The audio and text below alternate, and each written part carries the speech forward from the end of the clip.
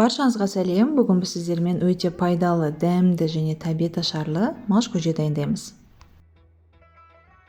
Көжемізге салатын ингредиенттерімізді дайындап аламыз. Картошка, пияз, сәбіз және ет. Еті менде тұздалған ет, алдыңғы видеода көрсеткем, және қабырға.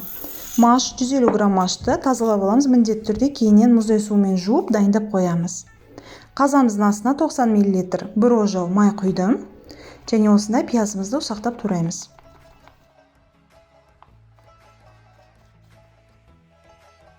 Сәбіз және картошкамызды осындай кубик етіп турап аламыз.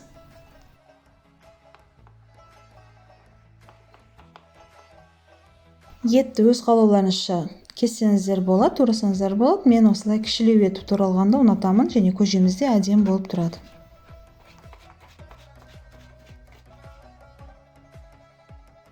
Мінекей барлық заттарымызды кесіп, турап, дайындап қойдық.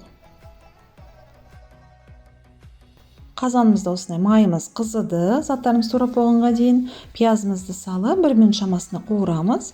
Кейіннен етімізді саламыз. Етті қуырамыз жақсылап.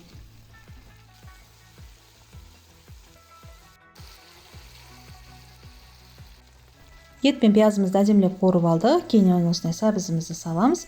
2 минут шамасында қуырып, артынша картошкамызды салып қуырамыз.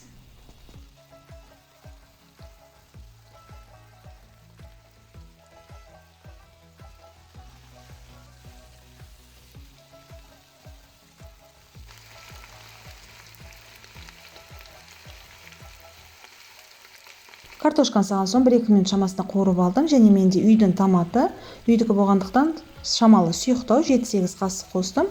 Егерде магазиннен томатный паста болып жатса, 2 қасық қосасыздар. Шамалы қызылдау жасай беріңіздер, себебі маш жарылған кезде ақшыл түс береді.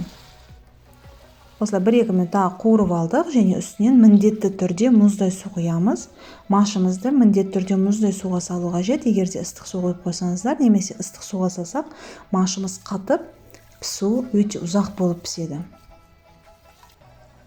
Осылай мұздай суды құйған соң машымызды салдық, үстіне қақпағын жауып, қайнағанын күтеміз.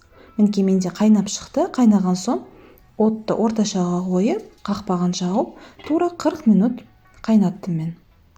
Машымыз піскенге дейін салат дайындаймын. Редиска, көк пияз, айран және укроп саламыз. Тұз салып, араластырамыз. Екінші салатымыз қызылша, жаңғақ және майонез қосып араластырып, дастарханға тартамыз.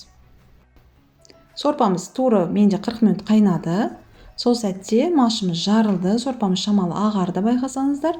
Тұзын қосамыз, тәтті бұрыш. Және тұз еріген соң тағы да тұзын бір көріп, кейіннен күріш саламыз. Күрішімізді жуып тазалап аламыз. 4-5 рет міндетті түрде жуып тастау қажет. Күрішім тура 150 грамм күріш қостым. 20-25 минут қайнаты. Мінекей осындай көжеміз дайын.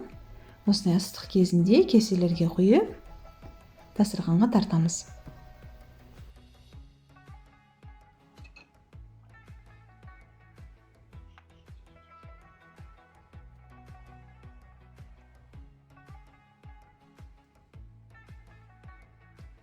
Осымен бізде өте пайдалы, табиғи ашарлы, қою және өте дәмді болған осындай маш көжеміз дайын. Мен жай ғана үстіне укроп салдым. Жыл мезгіліне қарай, күн ыстық болса, үстіне 1-2 қасық айран салып, дастарханға тартамыз. Бұл өте дәмді, міндетті түрде жасап көріңіздер. Сіздермен бірге болған Диана. Видеом пайдалы болып жатса және ұнап жатса, лайк басып арнамды қолдап кетіңіздер. Ал егер арнама жазылмаған болсаңыздар, подписаться батырмасын басып, қоңыраушаны басып қойыңыздар. Сонда жаңа шыққан видеоларымды өткізіп болмай көресіздер. Видео соңына дейін көргендеріңізге рахмет. Сау болыңыздар.